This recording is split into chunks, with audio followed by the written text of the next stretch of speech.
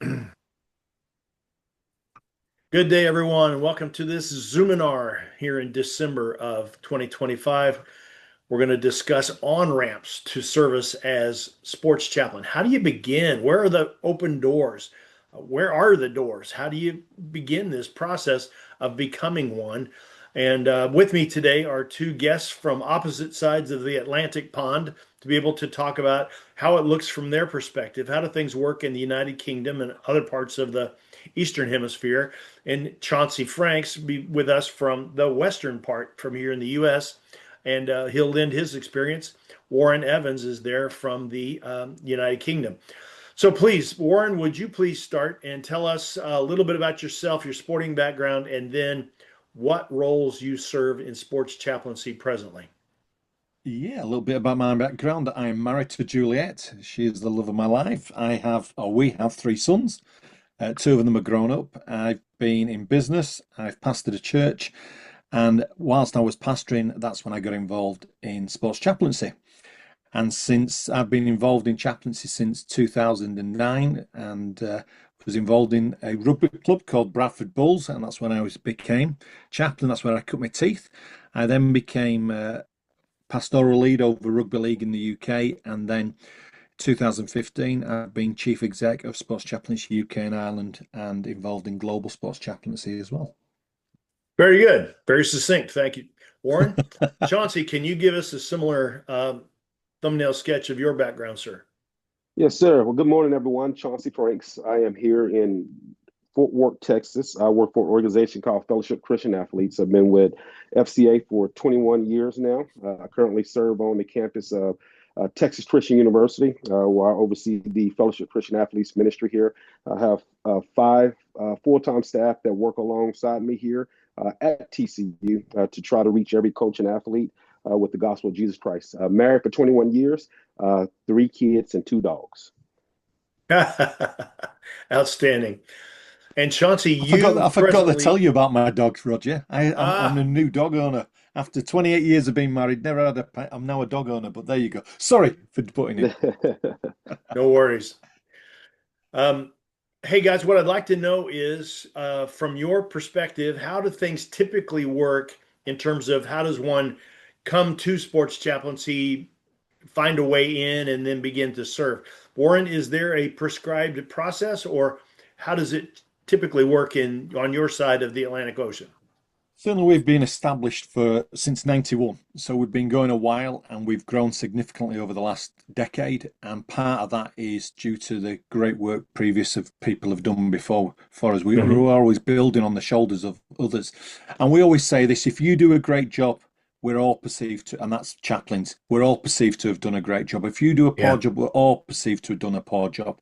So for me, it's out of relationship. It's always about a vertical relationship, horizontal relationship. If our relationship with God is good and our relationship with people is good, it just so happens chaplaincy seems to work really well. But it's hard graft at times because it's about chaplaincy comes in a number of forms. Usually, crisis brings opportunities, and it's the long haul. You're there to build relationships, and relationships take time. Trust takes time, but it's easily lost.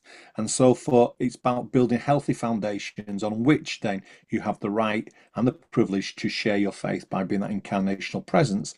And at times in crisis, bringing compassion, but also speaking wisdom and hope and signposting people effectively. So from a UK perspective, how I got involved in sports chaplaincy was there was already a chaplain involved in that club. He'd done a great job, felt I was the next person, and there's a big story in that. But part of that was just building up relationships, investing in that club. Then rugby league saw the impact it had on that club, wanted it across all their clubs, and then across the UK. Originally, we started in elite clubs, but then we're now wanting every club, amateur, professional, men's, women's, all ability, disability, to be served by someone who is intentionally wanting to see them come to know Jesus ultimately, but ultimately to make a difference in that community. And therefore, that looks slightly different each time, but we have a simple process. So the process is this. So if you're interested in sports chaplaincy, you would contact us because unfortunately for us, there's no competition for, which is great that we're not competing with anyone in that sense. And therefore, if it is sport, then you generally come to us about sports chaplaincy. We would give you an expression of interest. to find out a little bit about you, that you're in good relationship with your local church. Because for us, I'm a pastor, and therefore, if you're in a good relationship with your local church, you're an expression of your local church, your local community. And therefore, our responsibility is to train, equip, and support you and use our credibility to set you up for success. But it's always about the local church and the local community. There's always the exception, but the principle is that principle. And through that, there'll be an induction. So we set you up for success so you don't drop the ball the first week because of good intentions. And then part of that is walking with people, journeying with the chaplain as much as they are journeying with people in their community. And I love that is to really say you've already got a relationship in that community. Where is God at work and how can you join with him? And our role and responsibility is just to support and network and equip people, equip the saints to do good works ultimately. I hope that's a very quick abbreviation of what we try and do.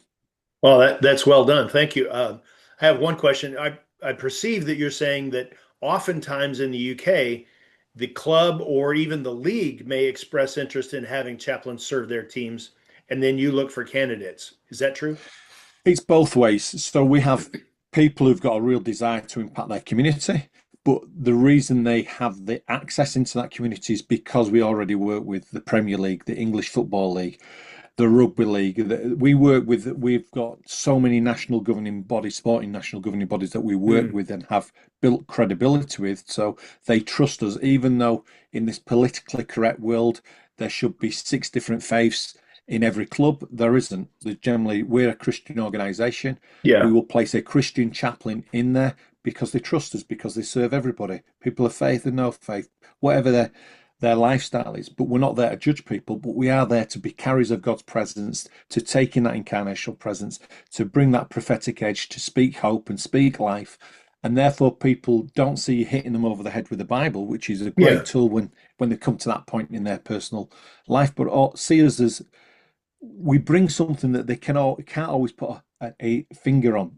They realize there's mental health challenges. They realize there's all those challenges, the holistic well-being of an individual, and we bring something to the party, but they can't always put the finger on it, but they recognize that we do something, and for them that saves them reality. It saves people's lives, it saves Mm. marriages, it saves them money, it saves all the practical things, but ultimately that's how we do. We've got strong relationships. Again, it always takes time. This is a long haul, but God is always into relationships. Yeah, that's really good. And I mean, you're seeing the fruit of your ministry's faithfulness from 91 forward, and that builds trust, both individually with players, with coaches, with support staff, but also with organizations. They trust you more because they've seen you be faithful. That's good. Chauncey, on the other side of the coin, on this side, how do things typically work in the Fellowship of Christian Athletes and what you can see from other ministries in the U.S. about where's the on-ramp to serving? Yeah, this is a great question. I'm actually about to meet with a young man here and after our call, and a lot of it is through relationships. And for example, this is a young man who played at a university, Baylor University. His father was a well-known running back here, football player in the state of Texas, and he's also a pastor of a church.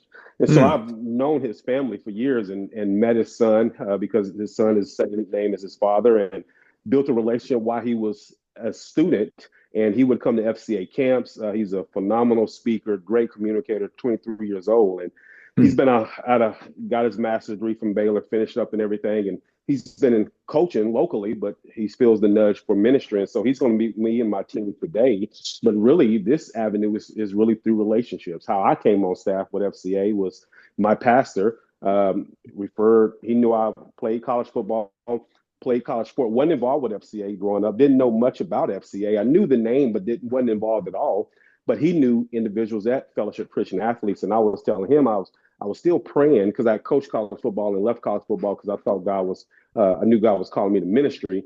But in that time, my pastor introduced me to a group at Fellowship Christian Athletes. He had a relationship with them, and therefore I started volunteering and speaking at local schools here. And then that led to me coming on staff with FCA. And so that's one way is obviously relationships, people that know staff members with FCA, coaches who are maybe benefited from the ministry of FCA, parents who see the ministry in action. And then another Hmm. way, I mean, we post jobs with FCA who are looking for character coaches or area reps, and that also brings people to the ministry to the forefront. And just locally, we always look for individuals who can come on staff, work locally, who can also volunteer as character coaches and serve as a chaplain or a character coach for for individual teams at different schools. And so for us, it's either I think through relationships or people knowing another person, job referral, and then also job posting. And so I think with FCA, it's easy to find, and also too, there's plenty of opportunities for individuals to serve globally. Yep, that's good. Chauncey, tell me, this is what I perceive in the U.S., both from my own experience, but then also from people I've known around the country. It seems like it's almost always in the US, the head coach of the club or the team at a school is the one who ultimately opens the door. Have you found that to be the primary entrance point? Yeah, I've seen that where you have a coach who's either had that experience of having Yeah. a character coach or a chaplain, and they see the value of it. Or it's even also too, there's been times where we've had coaches come to TCU that's never had a chaplain or character Yeah. coaches, individuals who are on full time, and they see the impact that we're having, and so therefore they now want it because they see it happening across the university. And so it's definitely led on by the head coach, but also too when the local chaplains, individuals who are seeing the impact that FCA is having, or the character coaches are having, are great of just sharing that vision with coaches that may not ever have experienced that Yeah. type of ministry presence. Yep. That's good. Yep. I can see that. Um, Warren, let's skip back to you. Let's suppose somebody has genuine interest and is interested in serving. I heard you mention earlier that you have a process whereby you give them some training and help introduce them then to the team that they would ultimately serve. Yeah, so from our perspective, we're not the theological place and we're certainly not the pastoral place, but what we want to know, so part of the process is asking questions of is your church happy that you would serve in ministry or leadership ministry in your church? Because if you're not going to be good enough to serve in a sports club. So we want the best, not the worst in that sense. So it's changing that paradigm, that mindset, that paradigm shift from actually this is a great missional opportunity, and you don't send someone who you can't handle in church into that mission field, but you send your best into the mission field. And so part of that is asking questions about their skill sets, their heart, their calling, and ultimately, they've got to have a pastoral heart, and ultimately, they've got to have a love for people because it's not about I love sport and I want to be. It's not about the ego. So you're trying to filter all that out. It's not about wanting to be a chaplain at a big club because if you're not willing to serve at a small club, you're definitely someone I would never put you in a big club because Yeah. ultimately, it's not about that. It's not about position. It's not about status. It's about loving God, loving people, and that servant attitude. So for us that expression of interest captures all those questions. We get references. And then there is a minimum training that we would expect everyone to do, which they learn a little bit about our culture. That we teach them to stop looking at sport as a fan or a support and put themselves in the shoes of an athlete or a coach or someone working in that community and look at it from a different perspective. We'll talk about the do's and don'ts. We talk about the acceptance ladder, which is really helpful of how you gain acceptance. But actually, it's like snakes and ladders. You're up the ladder and down the ladder, and that can change with a change of coach or change of Mm. ownership, and that we're Hmm. always an invited guest. We're never there by rights in that sense. And yes, the longer you've been somewhere, the your ability to do things changes in that sense. You have greater gravitas in that sense, but that can all change with the change of an owner or a change of a coach. And it's Sure. about I'm always an invited guest. I'm always there to serve. I'm always there to hopefully to bring in the light of Christ in that situation. And I've found over many years that when you serve like that, you never have to force anything. Those natural questions are asked, those natural places of you've seen the pain. How can you, why do you respond like that? How do I get a wife like you've got a wife? Why can I, how, and therefore, out of that natural conversation, that curiosity that people have because they see something and they ask you questions, and you have every right to answer those questions and say, if you want what I've got, this is what I've got. Or Yeah. why do you do what you do? because there's a God that loves you and sent his son to down a cross for you. And that's why I do what I do, because he's expressed his love to me, and I want to be a channel of his peace into your life. And how can we journey together?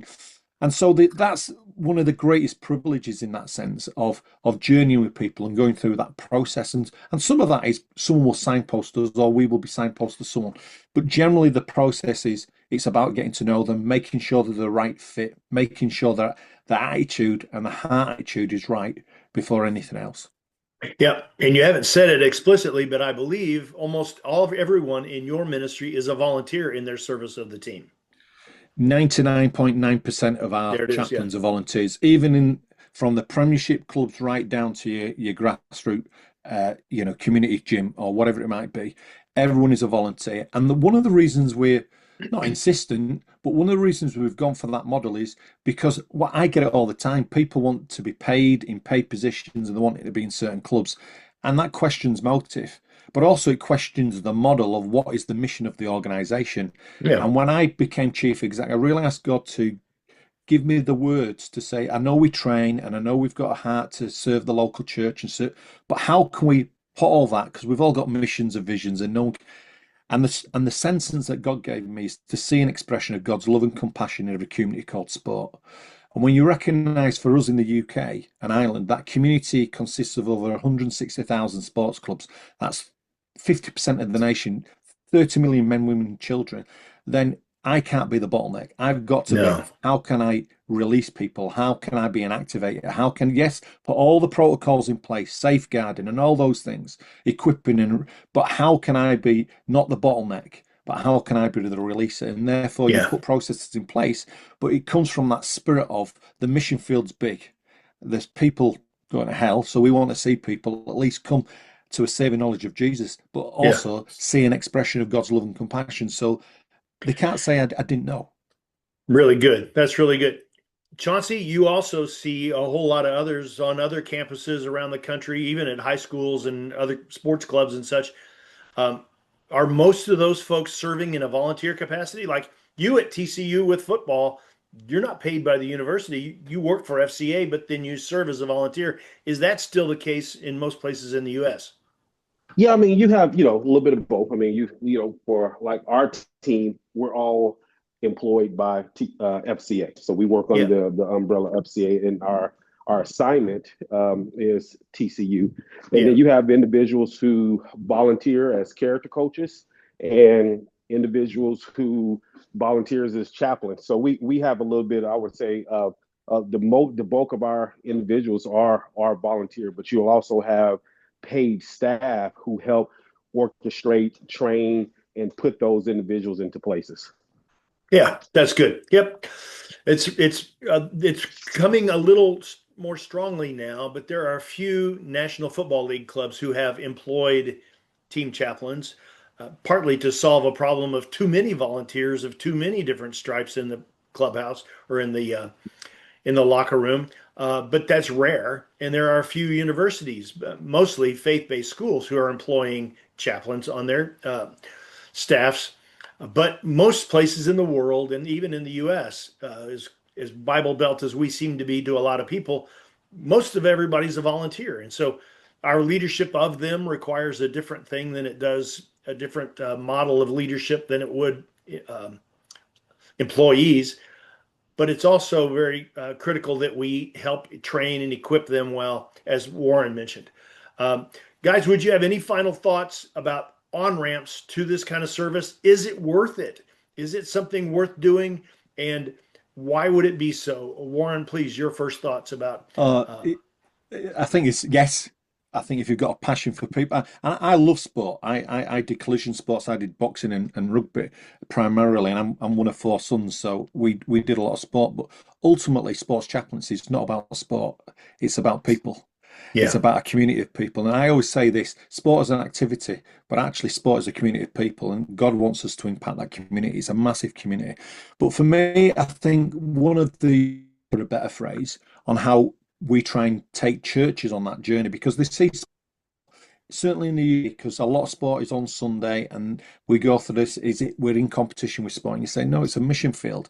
It's National Sports Sunday. So National Sports Sunday is our way of taking church on this journey to say, stop looking at sport as competition that they're taking kids away, but actually start being strategic in how you can engage with that missional field in that sense, that missional opportunity, that untapped mission field, as I would say, and therefore would challenge churches to celebrate their community of sport, to engage with them positively, to offer them their facilities, to work with them, to pray for them, to engage with them, to invite them in, and go on a journey with them. And when you do that, when people stop looking from the outside, I always say this, Roger. We've got three sons, but we've also adopted in that sense. We sponsor three, actually four girls across the globe, because we were teaching my oldest son that it's ethically, moral, and spiritually right. And when he saw these adverts with WaterAid, or when there's dire need, he was moved with compassion. I always say this: when Jesus looks at a crowd who is moved with compassion, who is compelled to respond, and compassion compels us to respond. But when we look at the community of sport, what eyes are we looking at that community? Are we looking at them in the judgmental eyes? Are we looking at the umpire and the ref to point the finger? Are we shouting? Are we judging them as pieces of meat? Or when we look at that community through the eyes of a compassionate God, we see something different. And when we see something different, it demands a different response. So I say a moment's revelation demands a different response. And I challenge churches to stop looking at sport like everyone else does. As church, we're called to be culturally different. And if we do not look at the community culturally different to anyone else, I would say, are we any different? But when Yeah. we look at a community through the eyes of a compassionate God, and this does move me, Roger, you know this. When we look at a community through the eyes of a compassionate God, we see something different. We don't see the rich, the famous, the fit, and the healthy. We see someone who's broken, who's lost family, who's divorced, or whatever it might be. And we see the brokenness of man, and we move with compassion to respond to that need, to speak life and hope and be the hands and feet of Jesus into that community. And so for me, when we look at that community, it's not just looking at the physical, but it's looking at the spiritual, and the spiritual malnourished, the spiritual thirsty, the spirit. And therefore it's our responsibility to say to church, hey, look at that community as God will look at them, and stop judging them, because there's three fingers pointing back when we're pointing the finger, but look at how you can engage with them effectively and see them come to know the loving Jesus that we know and love. Yes, Sorry, sir. I'm getting him to preach, but No, you did well. I Chauncey, any final thoughts or about why this is a valid form of ministry and why it's so important for folks to volunteer in such? I think it's an opportunity to go into an environment where oftentimes the church cannot go. That you can take the gospel into a locker room that a lot of individuals may not never step foot into the church. You can go into a place, because we know sports is a great equalizer. It brings all walks of life together, brings all different backgrounds together. And when you can take sports and you can use the passion and love and help us to see that God has given us sports, but more importantly, that God has given us Christ, and that oftentimes we can at times lean to sports to find a hope. But we also know in sports too, sports can, you can be high as the high as one week, and you can be as low as the low of the next week. But through our relationships with Jesus Christ, how he redeems us, how he brings us as part of his family through his love and our relationship with Jesus Christ. And so for me, I think why this work is important, because everyone can go and serve and love individuals in these locker rooms. You know, if it's football, if it's baseball, basketball, hockey, whatever it may be, those individuals, you have a captive audience, and you have a community that you can be a light, you can help disciple and shepherd young men, young women, and coaches, pouring back into them as they are pouring themselves out for their particular sports. Well said, gentlemen. Thank you so much. There are on ramps. They're not always easy to see, but they are there. And if you're somebody just like Chauncey mentioned, he was interested in ministry, but had no thought that sport might be it. But it seemed to be a perfect fit. The same way with Warren, same way with me. I thought growing up in Southern Illinois and in a Baptist church, I thought you could either be a pastor, and I thought I'd be a really bad pastor, or you could be a missionary to some place you can't pronounce. And I'm like, yeah, they don't even play baseball there. Why would I go to that place? But suddenly, to be able to pull my love for sport and my love for the Lord together was a phenomenal fit and made for already 30 plus years of ministry that I'm really thrilled to be engaged in and not ready to quit yet either. Let's stay at it. Gentlemen, thanks so much for your help today. Men and women looking at ministry and sport, come on in. The water is fine. We'd love to have you join our ranks. Bless you, and thank you for joining our seminar today.